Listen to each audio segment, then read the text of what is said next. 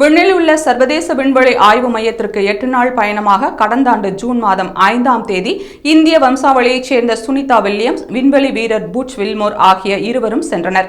தொழில்நுட்ப கோளாறு காரணமாக பூமிக்கு திரும்ப முடியாமல் விண்வெளி மையத்தில் 9 மாதங்களாக இருவரும் சிக்கிக் கொண்டனர். இந்நிலையில் ஜனவரியில் அமெரிக்க அதிபராக ட்ரம்ப் பதவியேற்ற பின்னர் அவர்களை அழைத்து வரும் முயற்சி தீவிரமடைந்தது. அதன்படி ஸ்பேஸ் எக்ஸுக்கு சொந்தமான ஃபால்கான் ராக்கெட் மூலமாக டிராகன் விண்கலம் விண்ணுக்கு அனுப்பப்பட்டது. அந்த விண்கலம் மார்ச் 19ஆம் தேதி அமெரிக்காவின் புளோரிடா மாகாணத்தில் சுனிதா வில்லியம்ஸ், பூச் வில்மோர் ஆகியோருடன் பத்திரமாக தரையிறங்கியது. இதையடுத்து விண்வெளியில் 9 மாதங்களுக்கு மேல் இருந்த சுனிதாவுக்கு கூடுதலாக எவ்வளவு பணம் கிடைக்கும் என்ற விவாதம் எழுந்தது. இதுகுறித்து பேசிய அமெரிக்க அதிபர் ட்ரம்ப், எலான் மஸ்க் இல்லை என்றால் விண்வெளி வீரர்கள் அங்கேயே நீண்ட காலம் இருந்திருக்க நேரிட்டிருக்கும். வேறு யார் அவர்களை அழைத்து வந்திருக்க முடியும்? அவர் தற்போது நிறைய கஷ்டங்களை சந்தித்து வருகிறார். அவர்களின் கஷ்டத்தை பார்க்கும்போது இது பெரிதல்ல. அவர்களுக்கு விண்வெளியில் கூடுதல் காலம் இருந்ததற்கு கூடுதலாக சம்பளம் வழங்குவது தொடர்பாக யாரும் என்னிடம் இதுவரை சொல்லவில்லை.